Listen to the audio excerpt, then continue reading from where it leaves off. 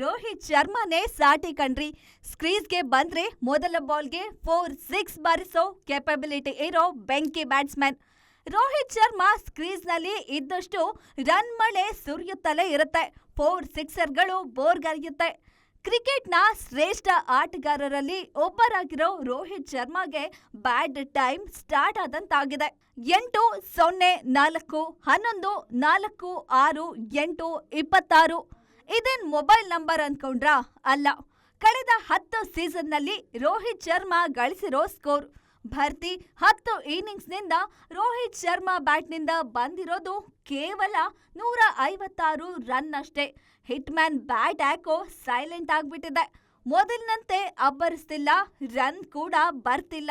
ಅಭಿಮಾನಿಗಳಂತೂ hit ಮ್ಯಾನ್ಗೆ ಏನಾಗಿದೆ ಅಂತ ಸಿಕ್ಕಾಬಟ್ಟೆ ಬೇಸರ ಆಗಿದ್ದಾರೆ. ಚೇಸಿಂಗ್ ಇರ್ಲಿ, ಫಸ್ಟ್ ಬ್ಯಾಟಿಂಗ್ ಇರ್ಲಿ, ರೋಹಿತ್ ಶರ್ಮಾ ಆಡ್ತಾ ಇದ್ದಿದ್ದು ಒಂದೇ ರೀತಿ ಆಟ.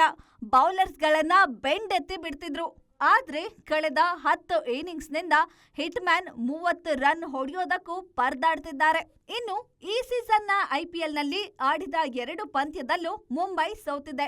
ಆ 2 ಪಂದ್ಯದಲ್ಲಿ ರೋಹಿತ್ ಗಳಿಸಿರೋದು ಕೇವಲ 8 ರನ್ ಅಷ್ಟೇ. ಚೆನ್ನೈ ಸೂಪರ್ ಕಿಂಗ್ಸ್ ವಿರುದ್ಧದ ಮೊದಲ ಪಂದ್ಯದಲ್ಲಿ ಶೂನ್ಯ ಸುತ್ತಿದ್ರು. ಗುಜರಾತ್ ಟೈಟನ್ಸ್ ವಿರುದ್ಧವಷ್ಟೇ 8 ರನ್ ಗಳಿಸಿದ್ದಾರೆ.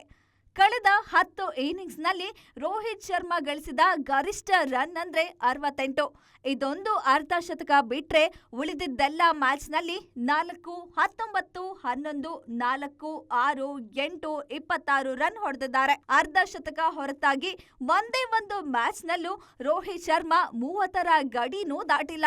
ಇನ್ನು ಕಳಪೆ ಫಾರ್ಮ್ನಲ್ಲಿರೋ ರೋಹಿತ್ ಶರ್ಮಾ ವಿರುದ್ಧ ಅಭಿಮಾನಿಗಳು ಬೇಸರಗೊಂಡಿದ್ದಾರೆ.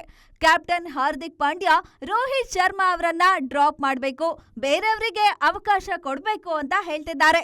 ಸದ್ಯಕ್ಕೆ ಸತತವಾಗಿ 2 ಮ್ಯಾಚ್ ಸೋತು ಕಂಗೆಟ್ಟಿರೋ ಮುಂಬೈ ಇಂಡಿಯನ್ಸ್ ವ್ಯವಸ್ಥಾಪಕ ಮಂಡಳಿ ರೋಹಿತ್ ಶರ್ಮಾರ ವಿಚಾರದಲ್ಲಿ ಅದೇನ್ ನಿರ್ಧಾರ ತಗೊಳ್ಳುತ್ತೋ ಗೊತ್ತಿಲ್ಲ. ಆದ್ರೆ ಸ್ಫೋಟಕ batsman hit man Rohit Sharma ಯಾಕಿಂಗಾದ್ರು ಅನ್ನೋದೇ ಎಲ್ರಿಗೂ ಕಾಡ್ತಿರೋ ಪ್ರಶ್ನೆ ಆಗಿದೆ.